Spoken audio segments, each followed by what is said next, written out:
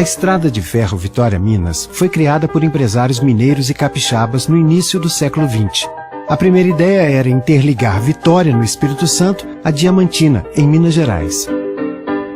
Pouco tempo depois foi descoberta uma grande jazida de minério de alto teor em Itabira, Minas.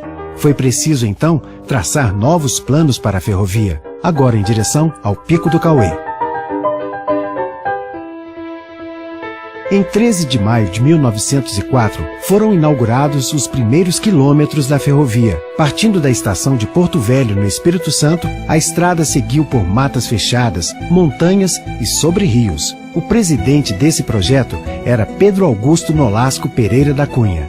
Com o avanço da construção, foram criadas novas estações e, assim, vários povoados ao longo da estrada de ferro começaram a ganhar mais vida. Em 1906, a estação de Colatina foi inaugurada com uma grande festa. Um ano depois, a divisa do Espírito Santo com Minas Gerais se transferiu para a região das estações Baixo Guandu e Aimorés. Logo depois, Vitória-Minas passou a atravessar o Rio Doce, em Figueira do Rio Doce, hoje Governador Valadares. Entre 1915 e 1918, durante a Primeira Guerra, a ferrovia parou. Na década de 1920, foram inauguradas as estações de Ipatinga e do Calado, hoje Coronel Fabriciano. Com a chegada da estrada de ferro, a região do Vale do Aço se mostrou estratégica para a instalação de um polo siderúrgico. O primeiro trem de minério foi carregado em 1940, na recém-inaugurada estação Desembargador Drummond. O minério veio de Itabira, em caminhões, e seguiu para o porto de Vitória em uma viagem de 24 horas. Lá, o navio finlandês Modesta foi carregado com 5.750 toneladas que seguiram para os Estados Unidos.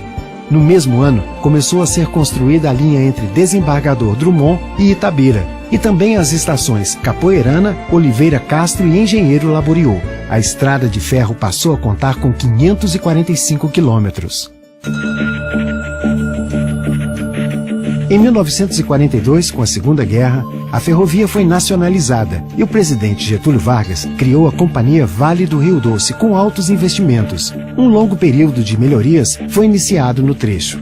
Novos autos de linha, guindastes, socadoras mecânicas e locomotivas começaram suas atividades. Nessa época, os trens operavam como trens mistos, carga e passageiros. Passaram então a operar apenas como trens de passageiros. Com a inauguração da Acesita, Aços Especiais Itabira, em 1944, foi construída a estação Acesita. Lá chegava o minério que abastecia a siderúrgica, e de lá saía o aço para os portos de Vitória. Em 1947, a remodelação do trecho Vitória-Colatina ganhou uma série de melhoramentos. Em 1950, as locomotivas a vapor deram lugar às locomotivas a diesel. A Vitória-Minas logo adquiriu 50 locomotivas da General Motors, modelo G12. Uma nova fase na logística de cargas e minério tornou a Vale do Rio Doce uma das maiores mineradoras do mundo. Em 1954, vagões de aço moderno começaram a substituir os antigos vagões de madeira. Maiores e mais confortáveis, eles faziam 4 trajetos diários. Um carro especial servia à chefia em viagens de trabalho. Com a construção da Uzi Minas em Ipatinga em 1958, a antiga estação foi transferida para o local atual, já com o nome de Intendente Câmara. As exportações de minério aumentavam e, com elas, o escoamento do aço da Uzi Minas para o centro mineiro. Foi preciso, então, um grande investimento no trecho ferroviário entre o Vale do Aço e Nova Era. Para administrar esse investimento, foi criado o Departamento de Obras da Via Permanente, por Eliezer Batista, então presidente da companhia. E foi iniciada a construção da variante de Sá Carvalho, que retirou os trilhos da margem do rio Piracicaba. Com isso, foi possível aumentar o transporte de minério para 10 milhões de toneladas anuais. Diversos túneis e pontes foram construídos, eliminado um forte aclive em Antônio Dias. A construção do Porto de Tubarão, em Vitória, e a descoberta das primeiras jazidas na Serra dos Carajás, no Pará, aconteceram na mesma época.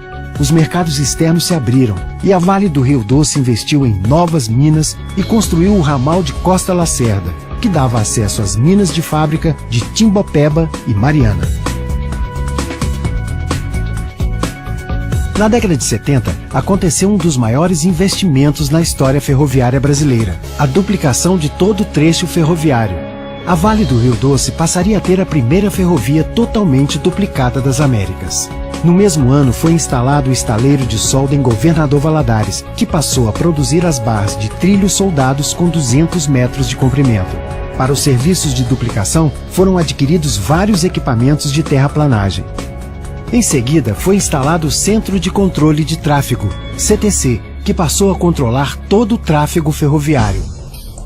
1984. A ferrovia atingiu a marca de 1 bilhão de toneladas de minério e cargas transportadas. Em 1997, a Vale do Rio Doce passa a ser uma companhia privatizada. O Museu Vale foi criado no ano seguinte, na antiga estação de Pedro Nolasco, em Vila Velha, com um grande acervo fotográfico, documentação e uma locomotiva a vapor totalmente reformada.